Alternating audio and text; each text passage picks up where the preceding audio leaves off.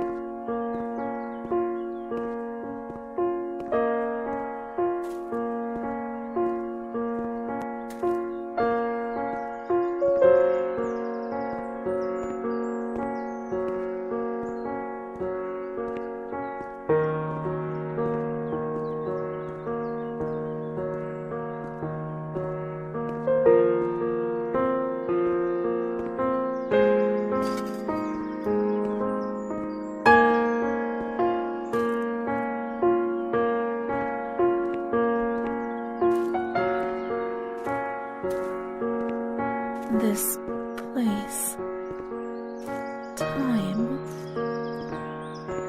memory.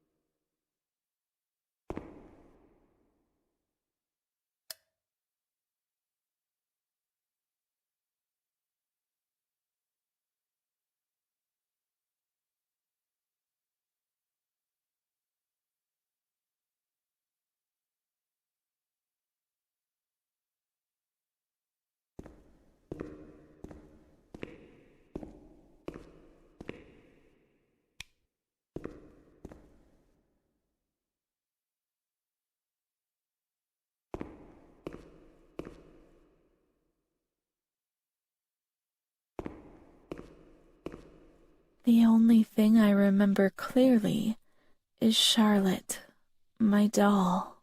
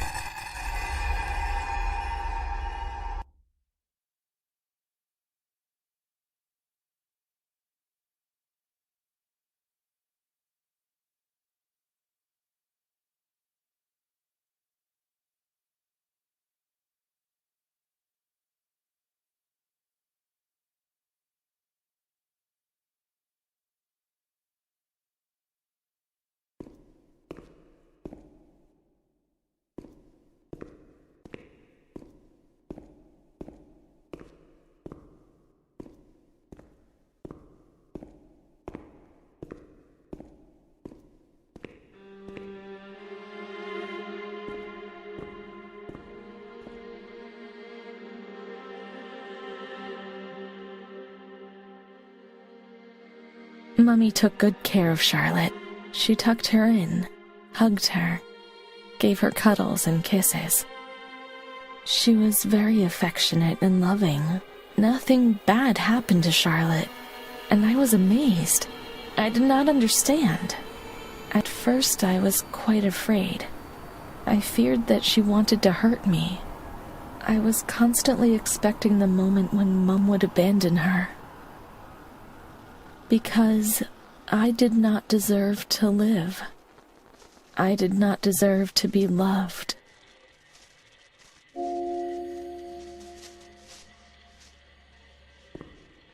It's cold. It's dark. Now she's cold. She'll get ill. We can take care of her. It's not forbidden. Charlotte is a good girl.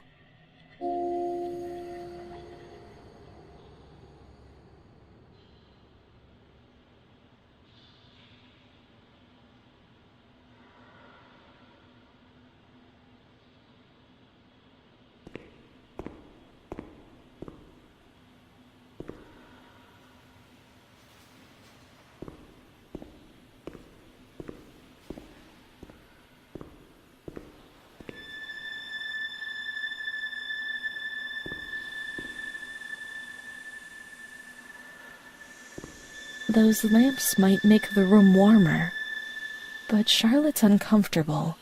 She doesn't feel well.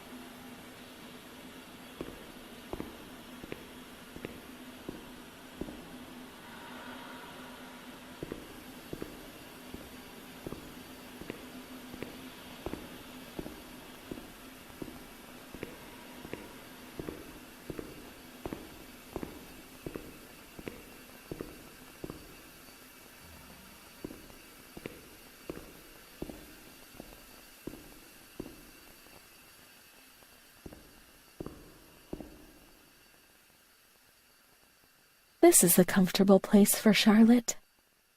But it's cold. No, it's cold.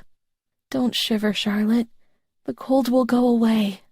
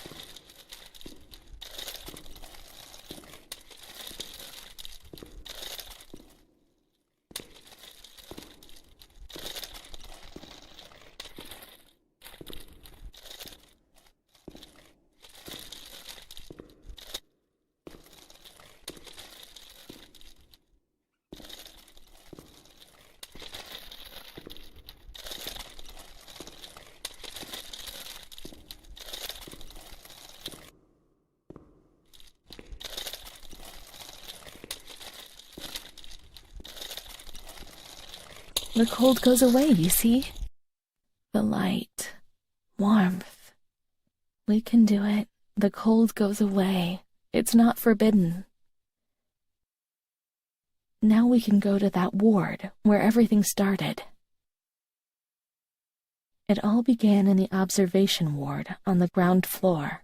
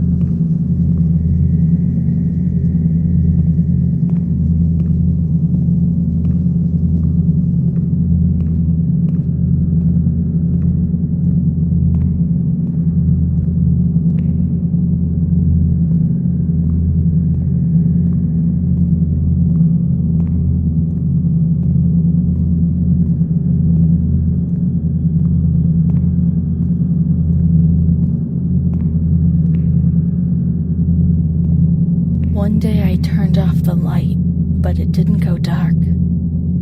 It was a limitless immensity, a blinding, merciless light. I was 16 and I was afraid, always afraid, a fear that wore me down. I needed help, but I could not speak. Everything terrified me, even thinking. They said they were taking me to a place where the fear would go away, where I would get better. I stopped living in there. They dragged me away and tore off all of my clothes, every last stitch. I tried to explain what was going on in my head. They tied me to the bed for days, alone with my nightmares. It wasn't fear anymore. It was madness. And when you're mad, you cease to exist.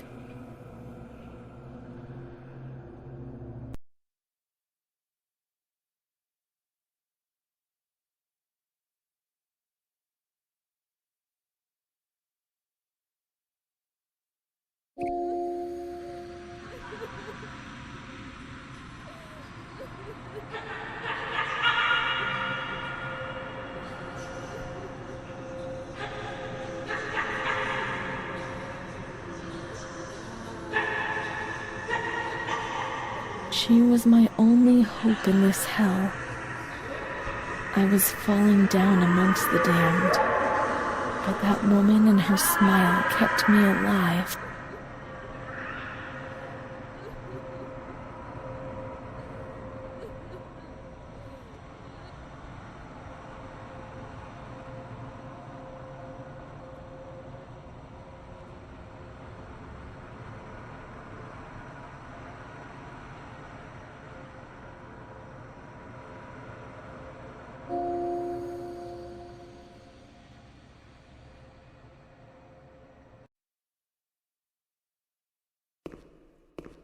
The door's locked from the outside.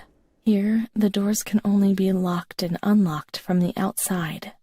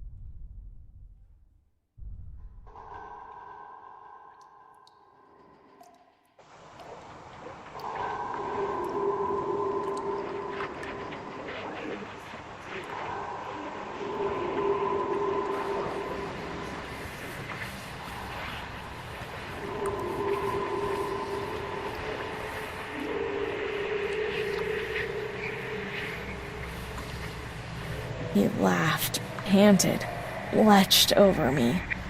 It hurt when he touched me. I thought I'd split apart suddenly with a loud thud, shattered into pieces. I felt fragile, sick, dirty, filthy. All I could do was clutch Charlotte tightly while Renée obeyed.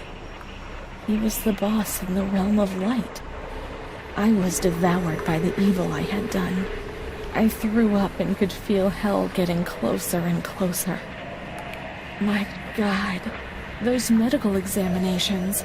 The doctors said there was something inside me, which they would have dragged out of me. My God.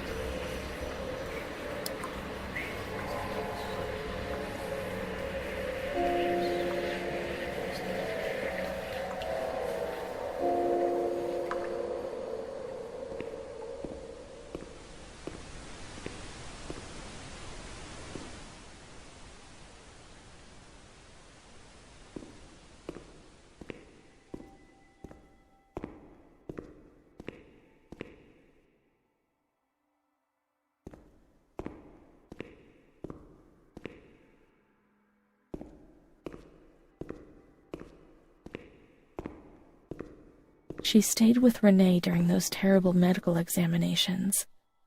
That's what gave her the strength to survive. They went to the gynecology ward on the first floor.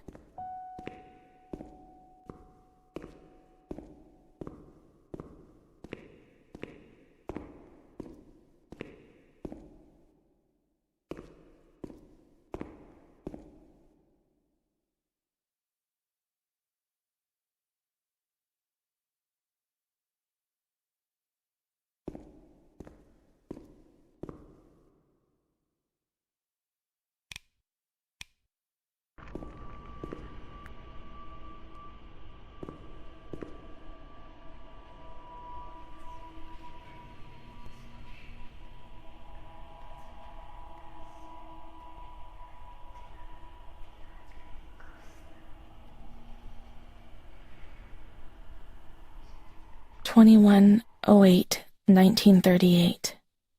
Confidential. Dear A, I know what you think about these things, so I am referring a patient to you, Renée T. This wretched girl eluded our control and caused trouble in the park almost 3 months ago. The nurses should pay more attention. I'm examining the girl on the 28th. I'll sort things out, don't worry. We don't want to make things any worse. Then they said that Renée was crazy and that the illness was all in her head. Be careful, little girl, be careful. I was scared and I didn't talk to anyone about the illness, only her. Not even the other doctor. He never touched Renée. He just wrote things down. You can tell me everything. Don't be afraid, he said. Everything's going to be fine. Do you want to know what I'm writing? I write down what I see about you. Everything I see. He didn't hate Renée. He tried to help her. But he rarely examined her in those small surgeries.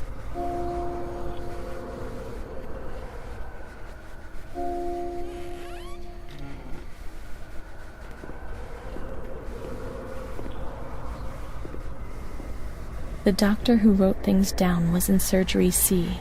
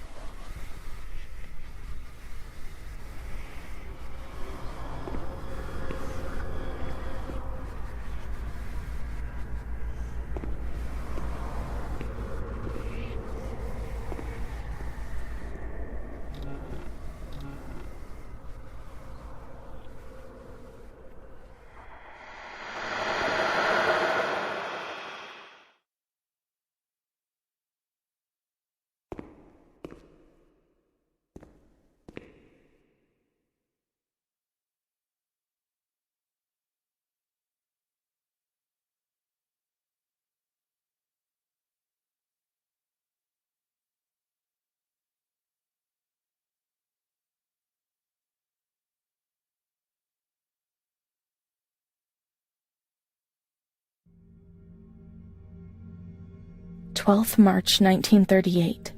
Renée T., 16 years old, menarche at the age of 12, housewife, father unknown, mother a seamstress. Admitted for observation yesterday morning from Pontedera, accompanied by a police officer authorized by the examining magistrate of the Court of Pisa to be admitted for psychiatric evaluation, which has been executed by me. Medical certificate. Mental illness preceded by warning signs. Has suffered from depression for a year, believing she has tuberculosis. Food deprivation. We shouldn't read this document. It's forbidden. We mustn't. If they find out, there will be trouble.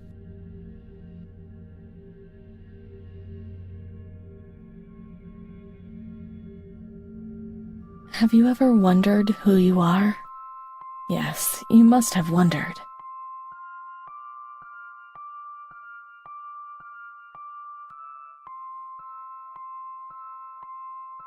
Will you help me to understand?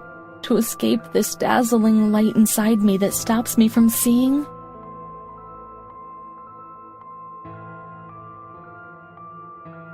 She is scared, hears noises and spirits, presents serious signs of anxiety psychosis, suffers from hallucinations. She is anxious, confused, has a distressed expression, a questioning look as if terrified, disoriented. She feels confused, hears voices shouting in her head. She doesn't understand properly. She has not felt well for 2 or 3 months. When questioned, she replies, "My mother wants to hurt me.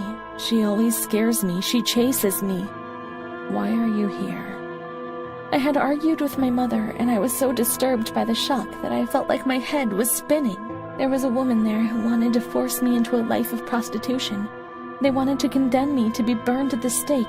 Children were whispering, calling my name. 16th March. She couldn't sleep last night.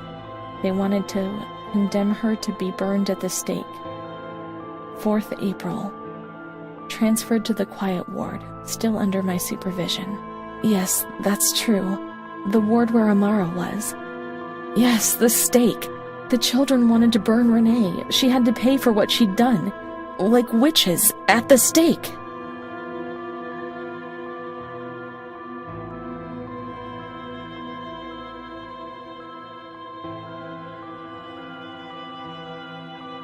April 21st. She is more awake this morning and responds to questions.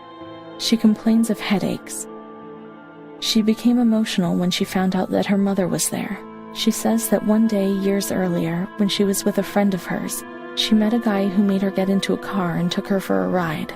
There, she was made to smoke cigarettes and drink spirits, and that guy showed her certain things. He tried to hurt her and made her go crazy. She says that he promised to marry her and made her swear to keep it a secret. These details were roughly confirmed by her mother.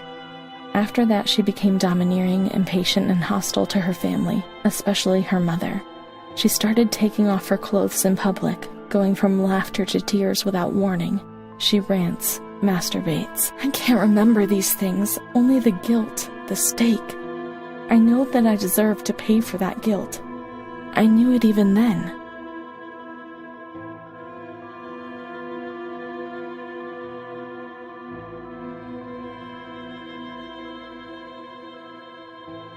She was uncooperative during the examination. She didn't want to be stripped. She remained rigid. Voluntary attention almost absent. Probable hallucinations. 25th April. Confused ideas, unable to maintain a spontaneous conversation. Reflexes all normal. Reactive pupils. Let's find Amara and we'll find the full medical record.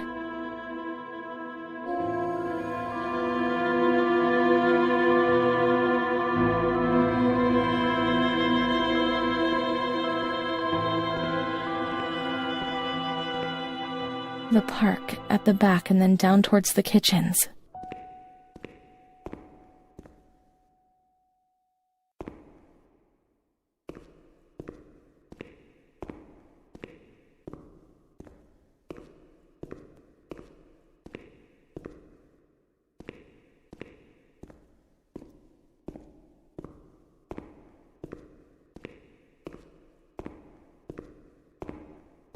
This is the road we used to take.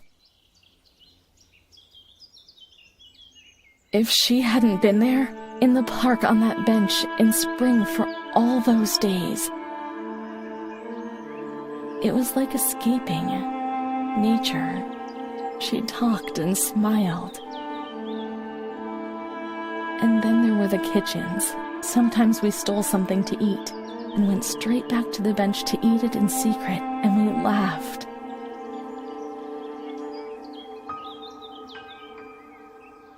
She did things to me. Sometimes she touched me. In the showers, I felt her body against mine for the first time. It was a shiver that warmed my soul. Eyes closed, the light slipped away.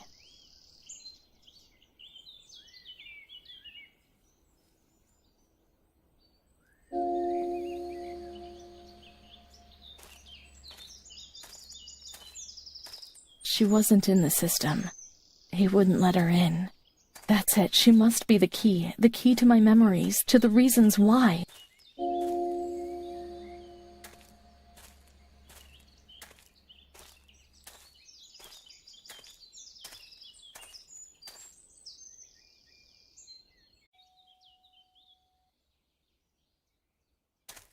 Nature helped me to forget, to get out of system.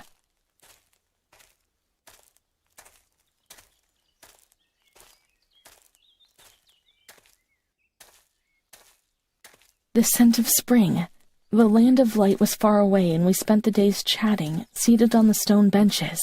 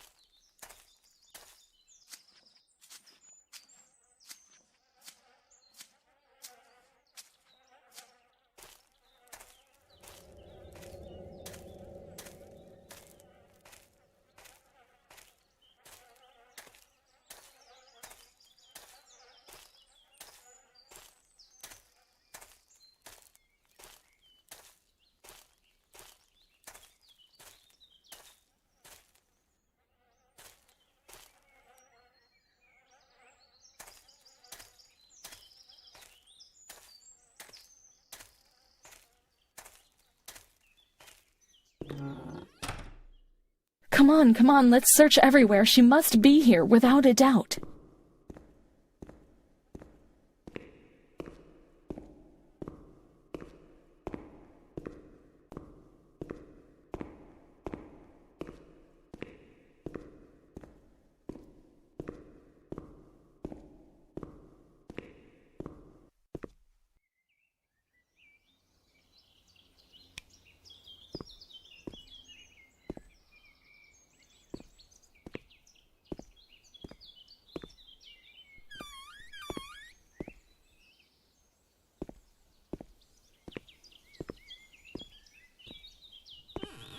Keep looking. We mustn't give up.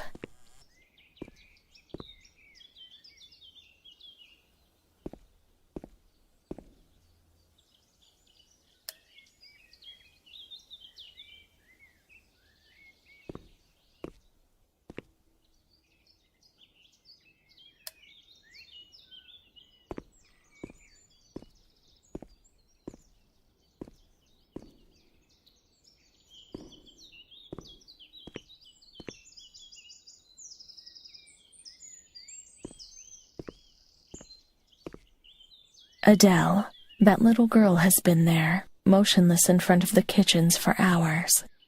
Poor thing. I gave her a sweet. She ate it without saying a word and remained there still. I don't think she's well. We used to see her now and again. Now she's always there.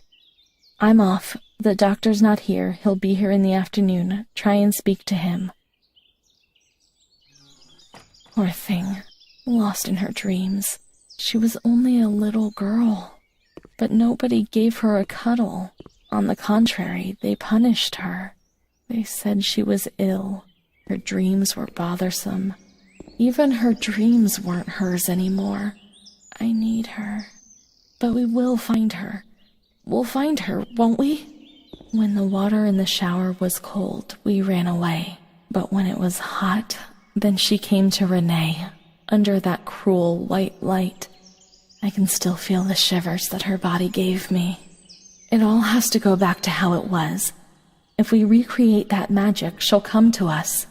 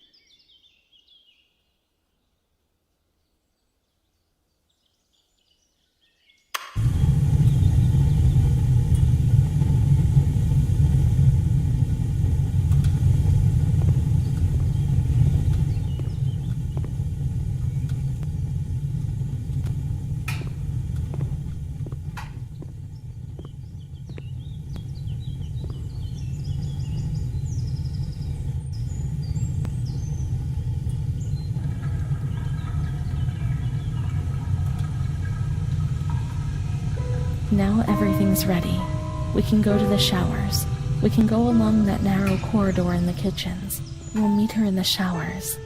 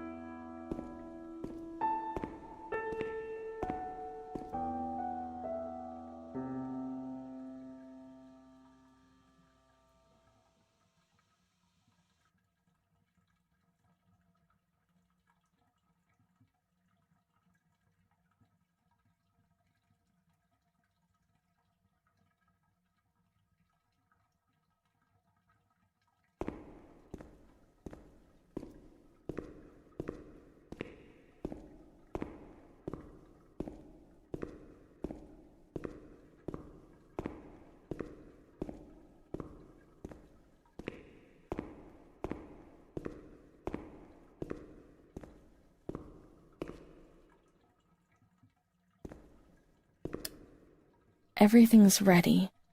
Let's strip off and leave our clothes on the hooks in the changing room.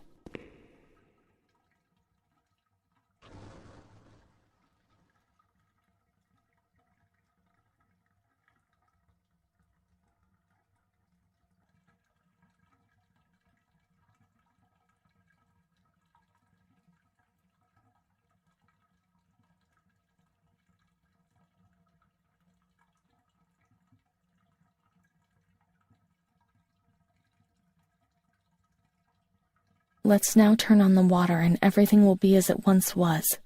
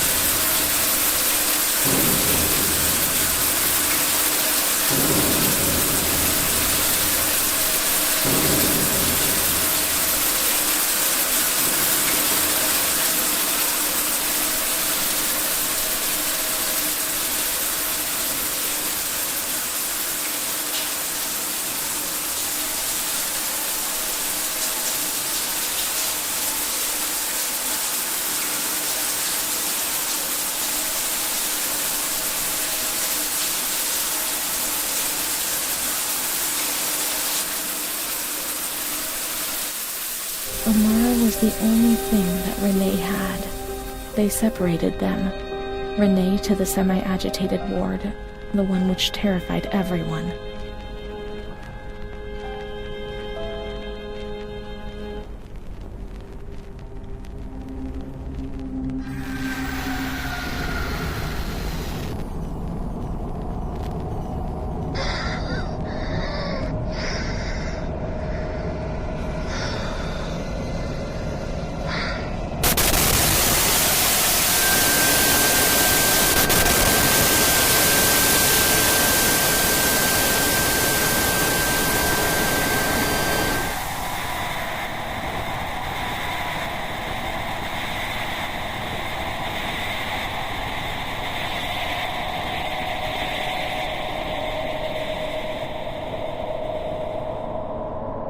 Those injections were torture, the just punishment for what I was doing.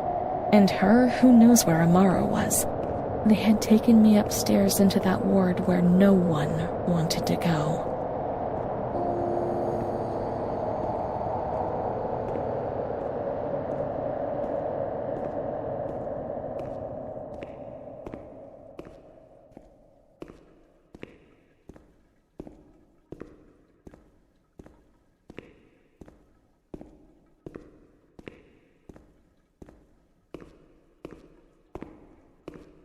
Let's look for Renée's room in the semi-agitated ward.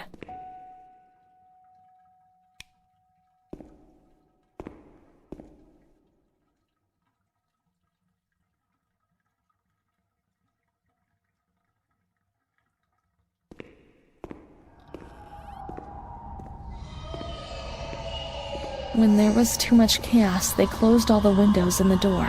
They switched off the lights and it was pitch black. Some people fell asleep. Some others stopped seeing their demons and things became more peaceful.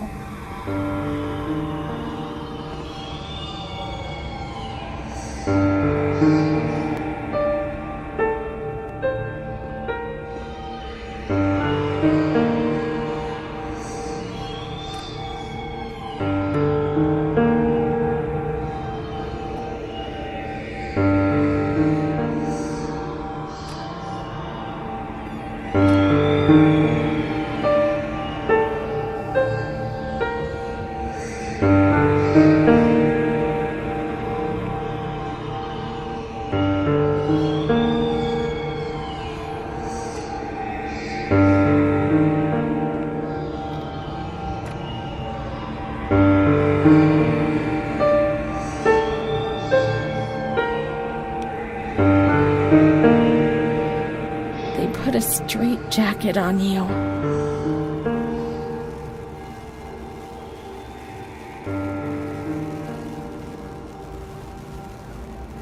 They gave you a cold shower.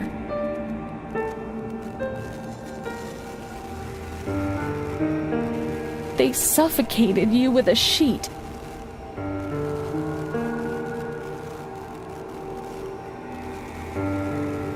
They tied you to the bed. They tied me to the bed. A woman died next to me, suffocated by her own vomit. She was tied down because she wouldn't stop masturbating. I remember her death rattle. I screamed, but nobody came. Everybody screamed in there. The whole lot of them.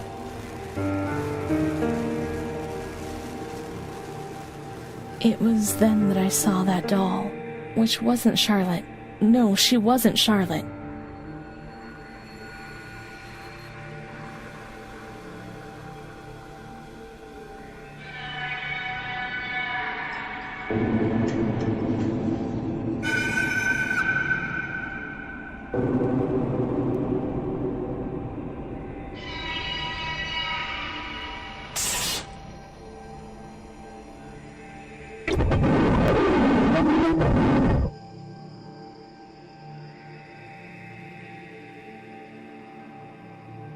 The past was like the present.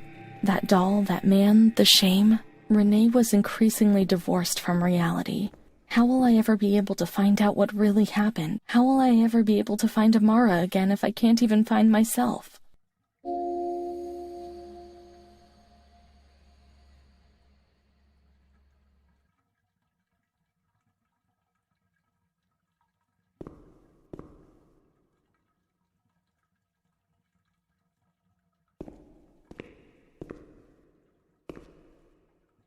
Montefoscoli, 12th November, 1939. Dear daughter, it is with great sadness that I have heard what has happened. Your transfer and your sufferings are a cause of great worry for me. It will take time, but you'll see. Things will improve. They'll treat you and you'll get better again. I pray a lot, every day. Write to me often and tell me if you need anything. I'll do what I can. Try to be strong, Mom. This is the last letter she wrote me. Once I was put into this ward, loneliness arrived. After that medical examination, I received no more letters from Mum. Why is that man here? Why doesn't she come? Did I make a mistake? It didn't look like she wanted to abandon me. What did I do wrong? I should like to be able to reply to her again now, to change things.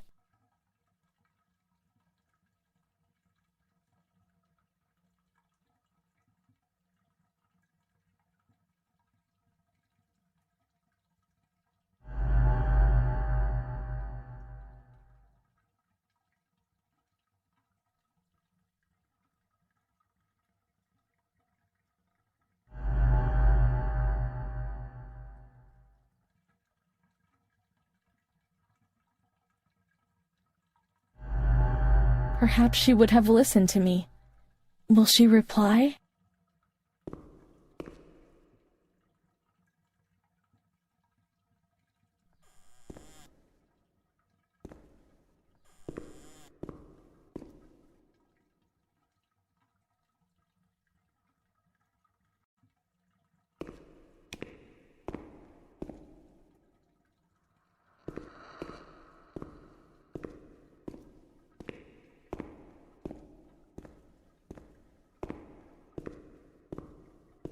The letters were sent to the archive. It was their job to send them.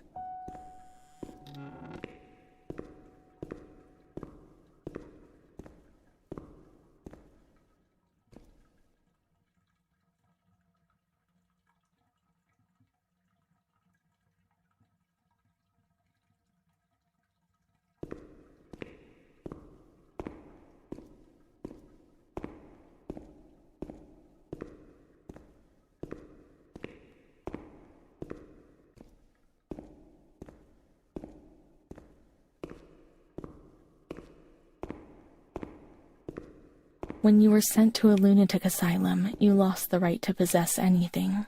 Everything you arrived with was packed up and stored here, even the clothes you were wearing. in case you were released one day. Too many, however, never left.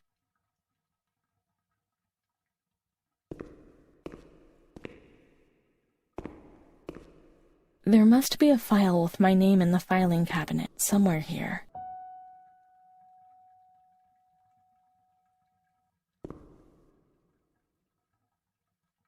Dear Mother, please, I beg you, get me out of this place. It frightens me so much. You were right. I know I was wrong. I realize I'm so ashamed. If you only knew how much. But now I'll behave well. Sure, now things will be fine. I'll work hard. I'll be very good. Your daughter, Renée. This letter. It was Renée's letter, just like when it was written, but it was never sent. Why? Why did a thing like that happen? I've received your letter, Mum. You tell me to be patient and strong, while I only have fear and pain, and you no longer write to me. If only these lines could be my soul and tell you what's happening to me. The kids want to kill me. They all look the other way, and they tell me what I must do. I don't understand. She helps me, but what have they done to her? Can you tell me? Will you help me? Renée.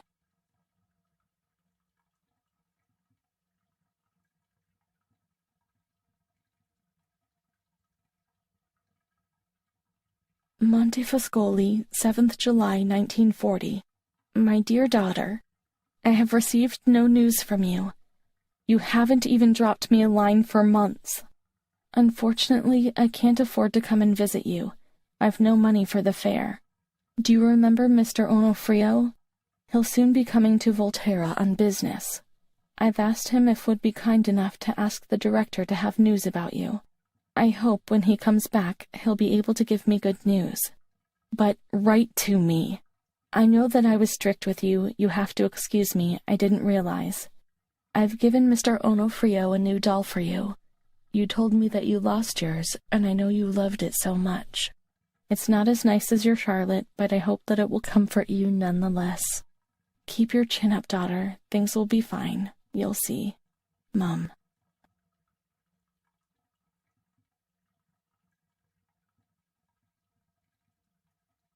Montefascoli, 12th October, 1940. Dear daughter, I've written 2 letters to you and have received no reply. I await a letter anxiously every day. Mr. Onofrio has come back. He brought you the doll. Do you like it? He told me he didn't manage to speak to the director, but he did see you. I pray for you every day. Don Gino said a prayer for you during Sunday Mass. That was lovely, wasn't it? I've made up my mind, Renée. I'm going to bring you home. I've already written to the director. I told him that I'll take care of you. At the moment I'm not well and can't work, but I'll soon get better. You'll see as soon as I'm up to making the journey, I'll come and get you. I know you're suffering a lot, but bear up, I beg you. Mum will come and pick up Renée, won't she? Mum is good, but she's not well. That's why that man came. The doll. Renée could have played with it, waiting for her to arrive. But Renée never had it with her. Is it one of Mum's lies? She knew that she had hurt Renée and... No, Mummy's good. That man brought it. We've just remembered him, haven't we? It was Renée who was wrong. The doll's there, that's sure. Perhaps she's been kidnapped like everyone else, locked up somewhere in here.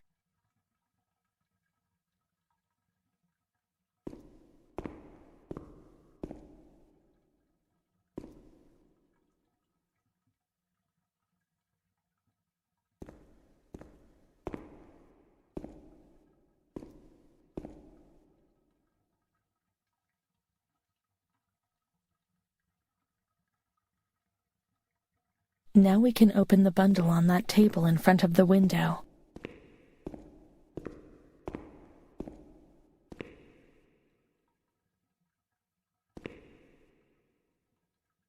See, Mum was good. I was bad. Mum was worried about Renée and Charlotte.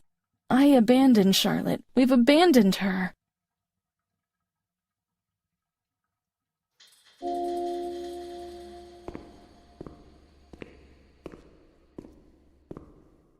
Let's look for Charlotte. We have abandoned her. She will always remain where we abandoned her, beneath the hot lights.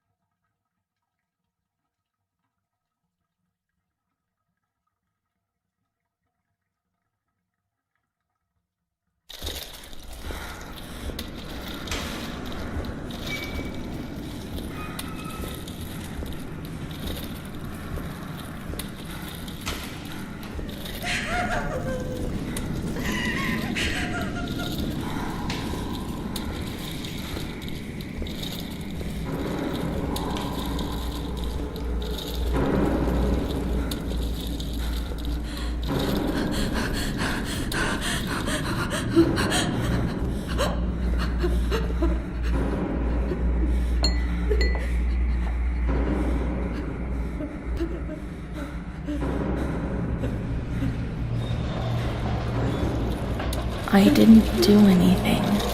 I only obeyed orders. Charlotte gone away. I didn't do anything. I only obeyed orders. Leave us alone. I didn't do anything. I only obeyed orders. Mom will come and get us now. I didn't do anything. I only obeyed orders. Even though we're bad. Mom won't leave us alone. I didn't do anything. Charlotte gone away. I only obeyed orders. Mom will come and get us now. She loves us, even though we're bad. I didn't do anything. I only obeyed orders.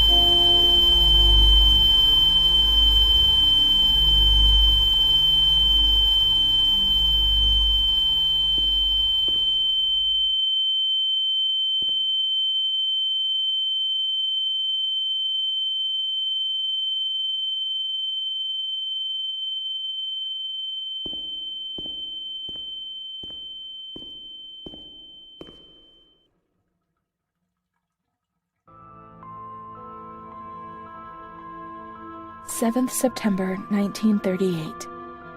The patient frequently indulges in recriminations expressed in an explosive tone of voice. This morning she threw away the milk, saying it was full of urine, spittle, and all the other filth. Crazed, she hears voices. They order her about. She says she heard children singing. They were imprisoned in a school. 20th January 1939. Mutistic, groggy, pays no attention to anything. When questioned and stimulated, she starts crying and weeping. At other times, she laughs. 1st June. Apathetic, eats very little. She refuses to be touched. Doesn't respond. Passes her time in the park. The cooks report that she sits on a bench in front of the kitchens. 14 October. Impulsive once again. This morning she asked for 2 eggs to make zabaione, but the moment she was given them, she threw them away. Excited, uproarious, slightly confused, she strips off. 8th December. Tied to bed for 15 days. High-spirited, tends to make witty comments and use vulgar words, laughs hysterically, masturbates.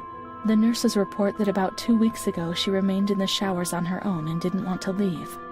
They report that when they took her away, she swore at them and then hit out at them and bit them. 2 nurses had to be treated for their injuries.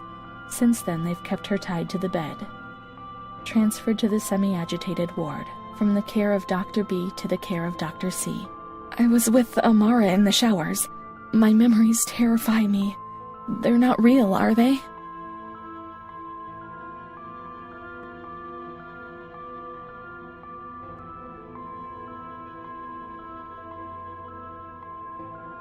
"15th December. Dr. C. Patient notes. The abnormality of her psychic state has induced her to lead a life which is irregular and tends towards delinquency. A fickle and flighty character, she abandons her household duties at intervals and dabbles in occasional prostitution." Prostitution? Nobody would have ever believed a lunatic, let alone a lunatic who lives in the worst sort of sin. Could such a person ever have been raped? Certainly not. Her mental deficiency makes her deaf to the reprimands of her family. She has shown suicidal tendencies. She was brought to the ward yesterday, agitated and vociferous. Treated with cortisol, 2 injections a week for 5 weeks. They were only trying to confuse us with the therapy, and my God, they managed. It was as if they wanted to instill the madness into us.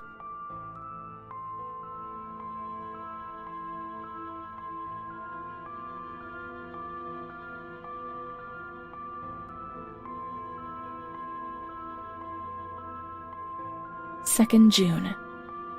After a long period of calm and improvement, the patient is very agitated today and vehemently refuses to submit to a gynecological examination. She swore and cursed those who generated her, flailing her arms and hitting out.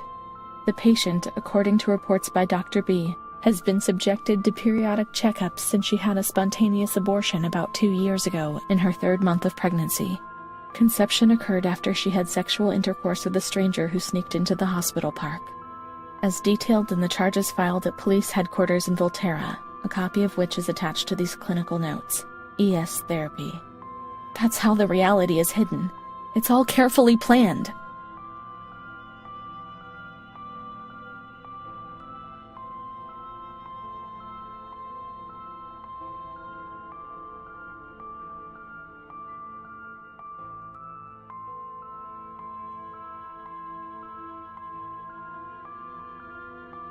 "13th June. The nurses report that after having received her mother's letter, she fell into a state of great mental confusion. She threw her soup over another inmate because she was very anxious, and she punched a nurse. Impulsive, lashes about her. She rails against the doctor in vulgar terms while he is examining her, lashes out and spits. Block all correspondence so as not to give the patient further reasons to become agitated. 20th August. Tied to bed. The nurses report that the patient becomes highly agitated after the visit of a relative or family friend. Even 2 days later, she still shouts ceaselessly that he commands her, that she must obey and harm herself, and that she is not Charlotte. All visits forbidden. Constrained to bed and intensification of ES therapy until we achieve results. No contact with the exterior. In that way, no one knew what was happening within these walls.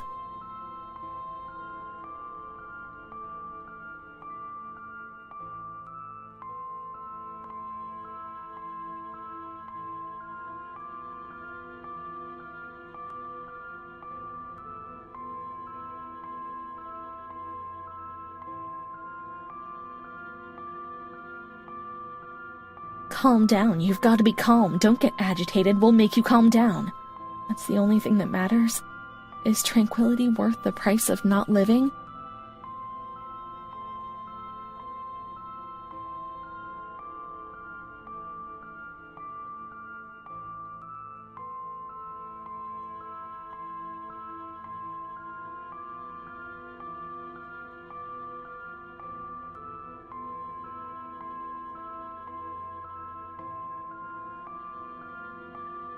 March 3rd. Alert, correct attitude, replies when questioned. The nurses report that the patient is calm. She washes and looks after herself. She affirms the existence of a certain Amara. She says that Amara is a patient who disappeared when she was moved to this ward. No confirmation. Probably a regressive hallucination.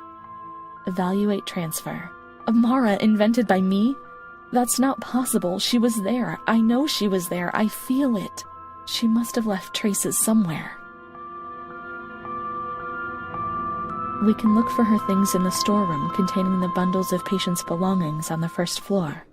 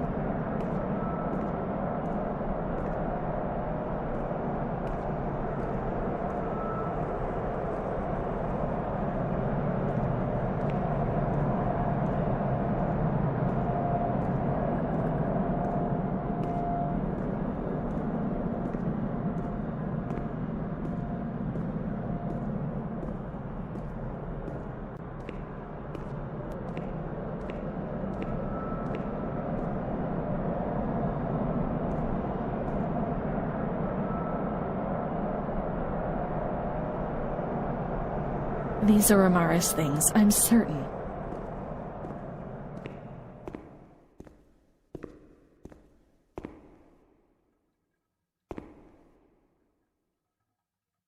Amara, there she is. She existed, certainly she existed. There she is, my friend.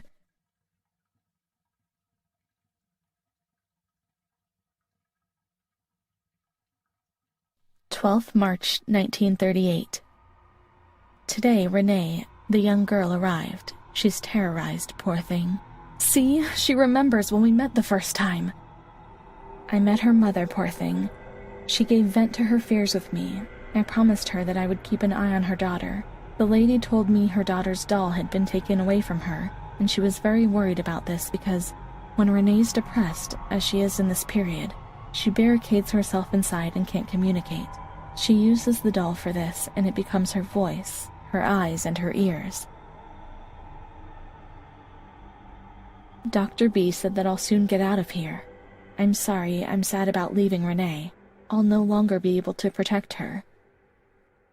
My poor friend! She was hoping to be able to get out of here, but nobody ever leaves this place. That poor girl is really ill. I'm the only one she ever speaks to. I told her I was leaving, and she stared at me, saying that I would never leave. She almost frightened me. Then she started to cry. I felt like crying too. She didn't say anything else. I'm worried because that terrible man had set his eyes on her. I'm certain it was him who brought her in here.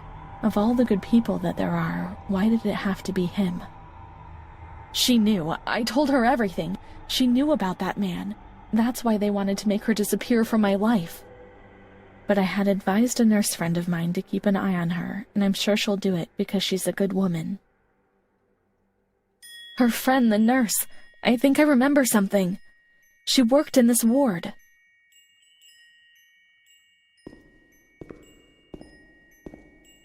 Let's search for the nurse's traces in the nursery room on the first floor.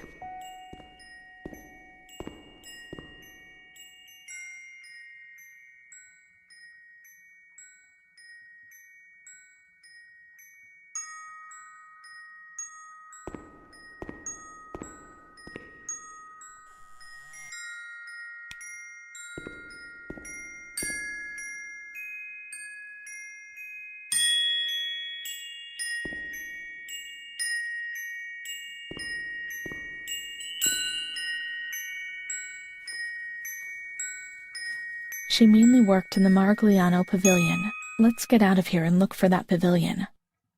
Here, Renée was alone. Charlotte had abandoned her. Without Charlotte, Renée couldn't communicate with the outside world. Mother knew that.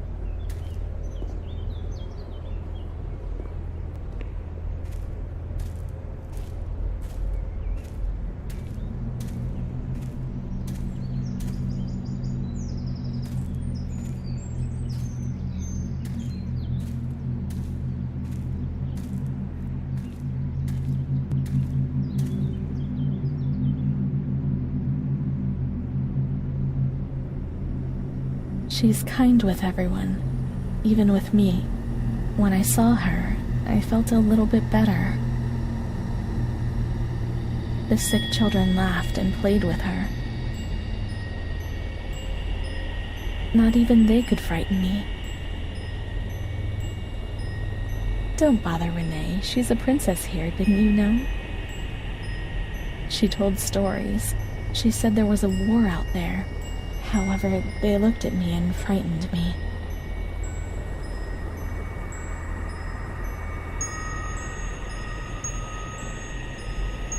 They would come to look for me in the evening, and then no one would have protected me. Not even you, Charlotte, right?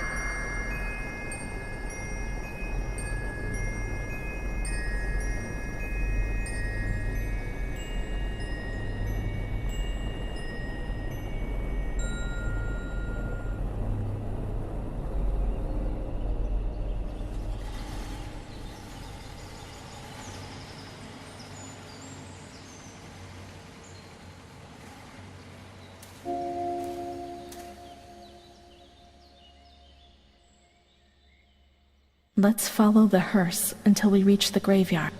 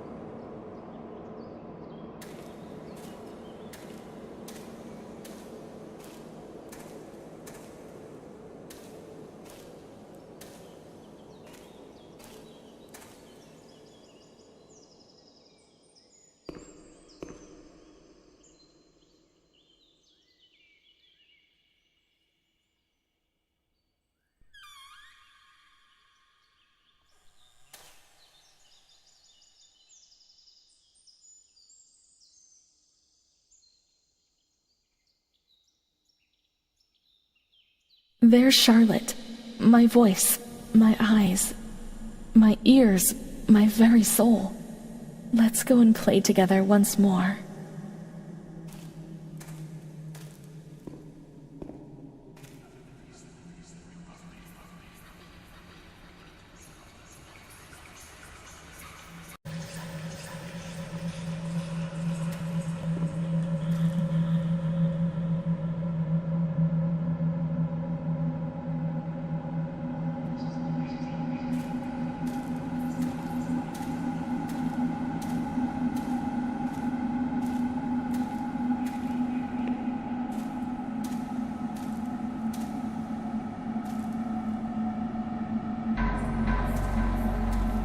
My voice, to say what?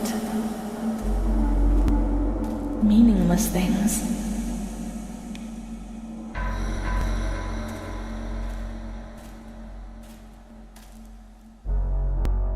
Offend the others and get into trouble.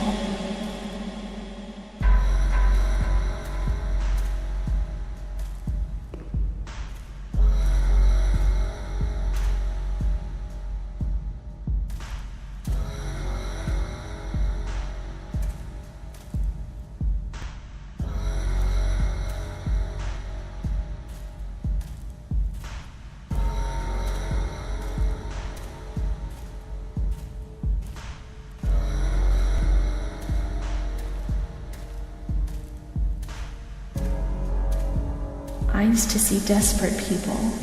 In the mirror, the shadow of what I once was.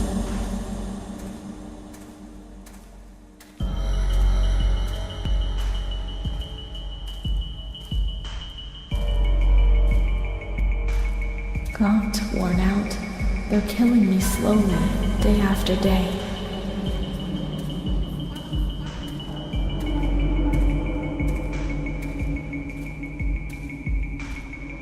My ears to hear screams, deliriums, threats, and false promises. It'll be all right. Everything will pass.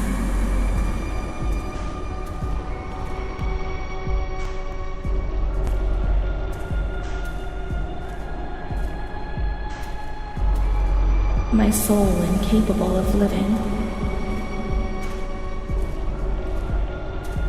of adapting to a world to which it doesn't belong.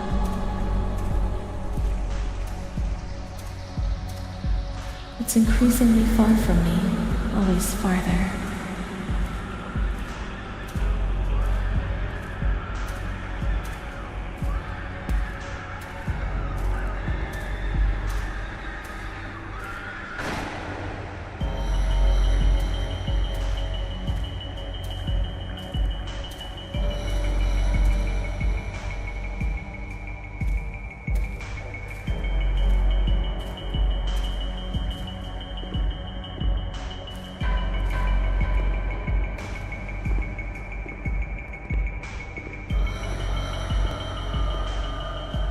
Let's go and play together once more.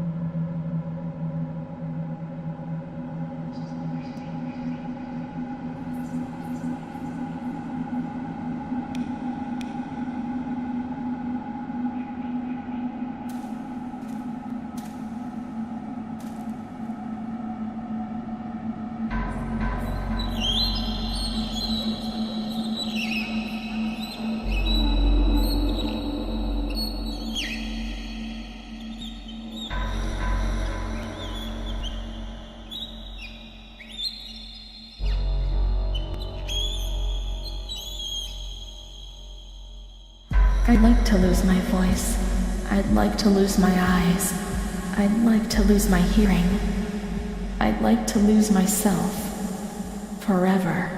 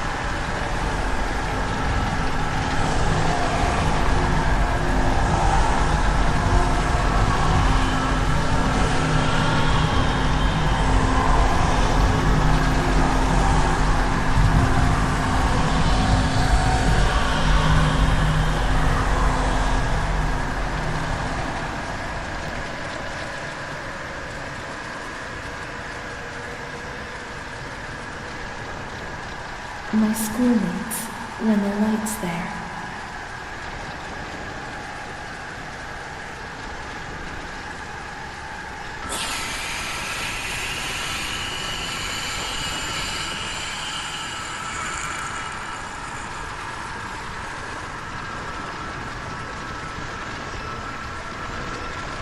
Renée is kind to Don Gino, but he always frightens me.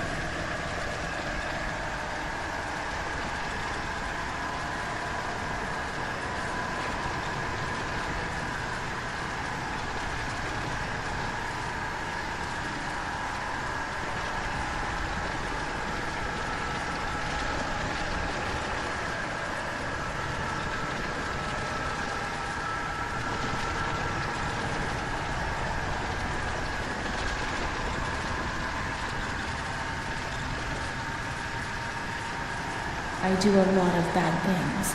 I never tell anyone, but Mom knows it just the same.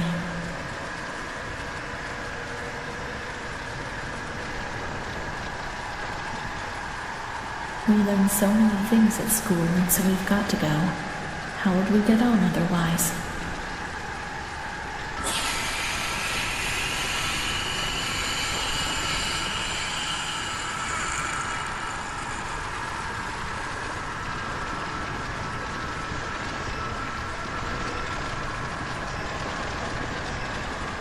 Don Gino knows everything. He speaks to God and he tells him loads of things.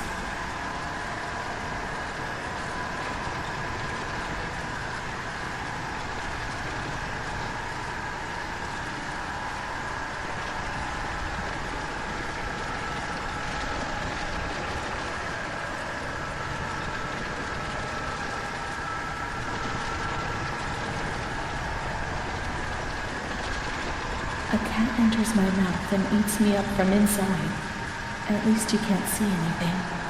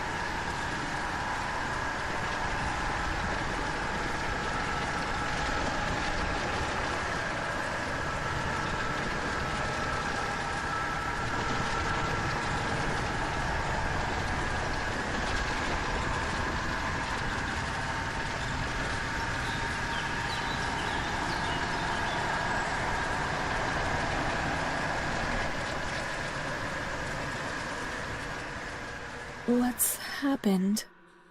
What kind of place is this? Maybe I'm dead. I can't see any light. I might be dead. I can't get up. What's going on here? What's happening to me? There's no one here, yet these noises. God, my head is killing me. I can't keep my eyes open.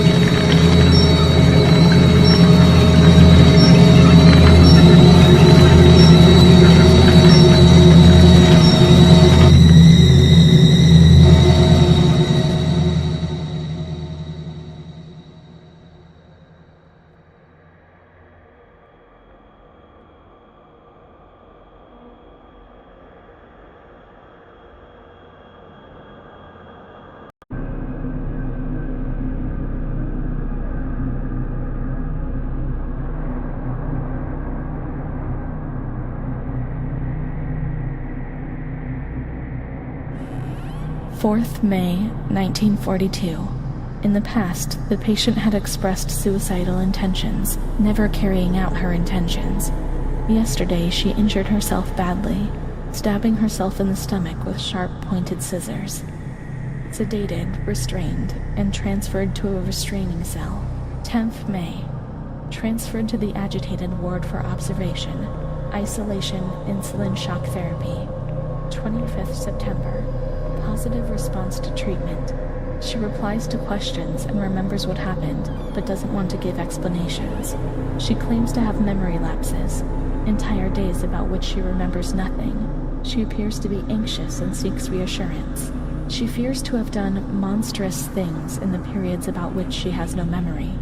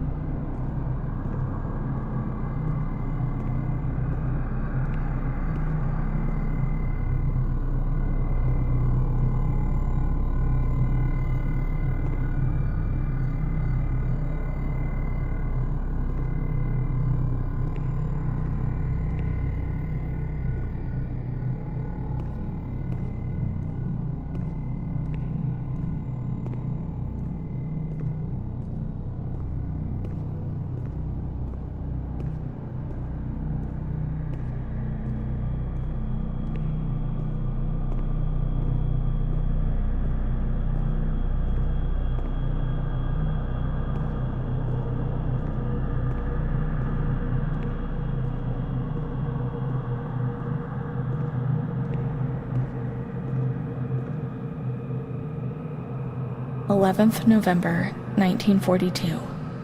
The patient speaks very little, refuses food, force-fed with nasal cannula. 2nd February, 1943. The lack of kerosene for heating and the shortage of sufficient food is causing a lot of victims in the institution. War spares nobody, not even these alienated creatures. Despite her young age, this patient has become ill because of the cold and malnutrition.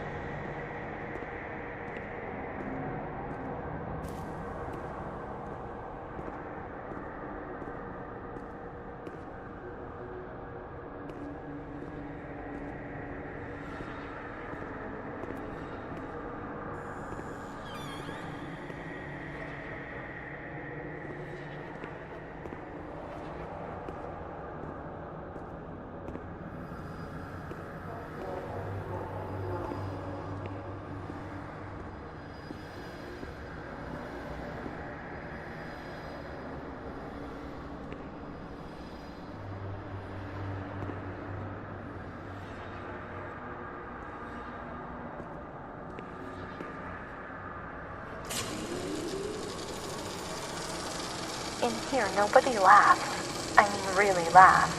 Not those crazy fools who laugh because people say they are mad. I don't know why, because they do really laugh. They say that I'm mad too, but I never feel like laughing. In the past, people laughed at me. But they were right, you know? You can't always cry, and people laugh when they are afraid, don't they? It happened to you, not to me, better so. In short, they do that to show that they're happy. You oughtn't to be offended because it's true, and deep down it's just like having pity, so to speak. But then you think about yourself, and so you laugh to say that it's okay. Everything will get better, that it's all shit. It's all shit, this place. You're not trying to tell me that it's not true, right?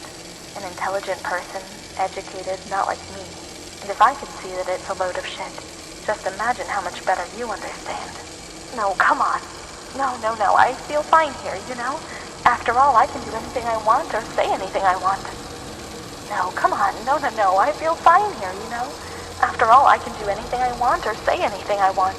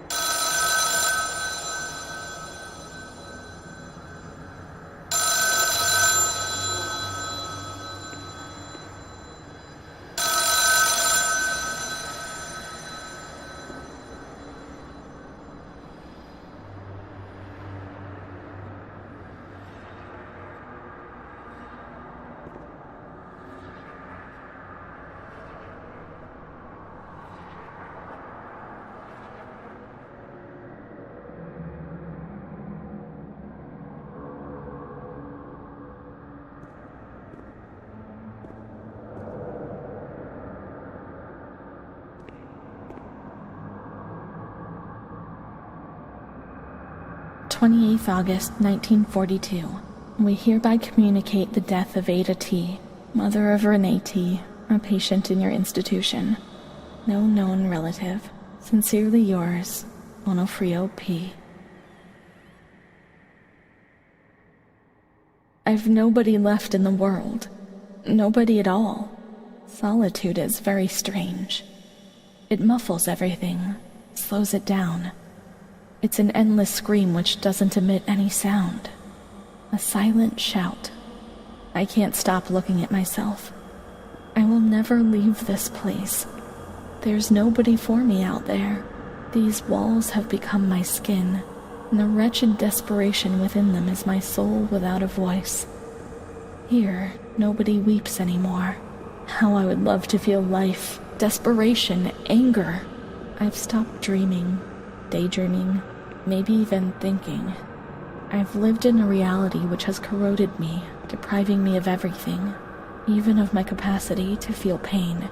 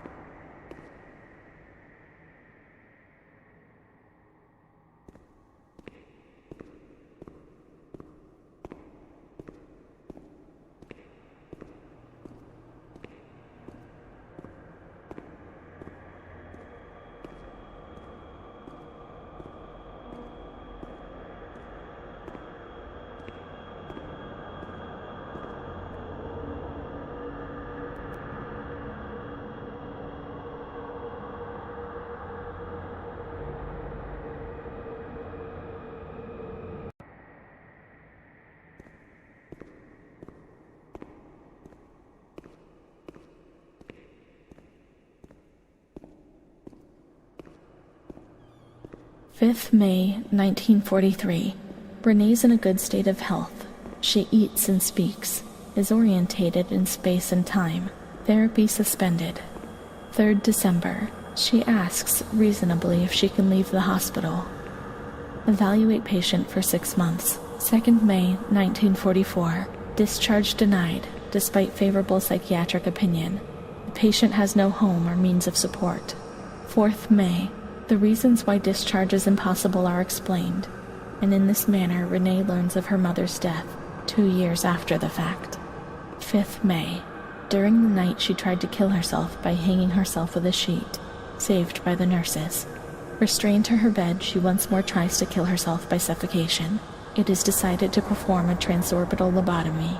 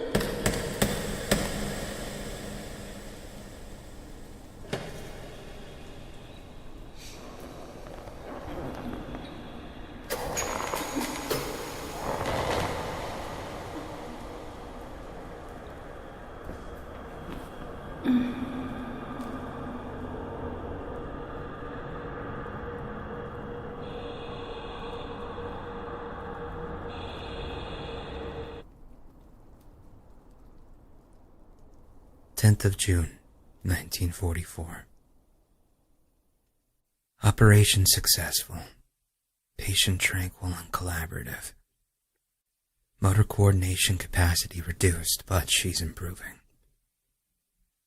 Transferred to the tranquil department in the care of Dr. B. 25th of October. Continues to talk about Amara and her doll, Charlotte. The disturbances of motor capacity show slight signs of improvement. Difficulty walking, not capable of riding, and the nurses report that they have to help her dress, wash, and feed herself. In the summer of 1944, Renée was transferred back into my department. Aware of little, indifferent, hardly ever spoke. One day, she said, "When I find the courage to look at myself in the mirror, I see a young face which is aged and looks at me full of fear." She is a woman now who has changed profoundly compared to the girl that I had under my care several years ago. Only the sadness of her gaze and her intelligence are unchanged. She's so young, just 23 years old, but is lacking all vitality. Perhaps her condition may improve, but probably not. Her life has been thrown away, and nobody did a thing to try to avoid this.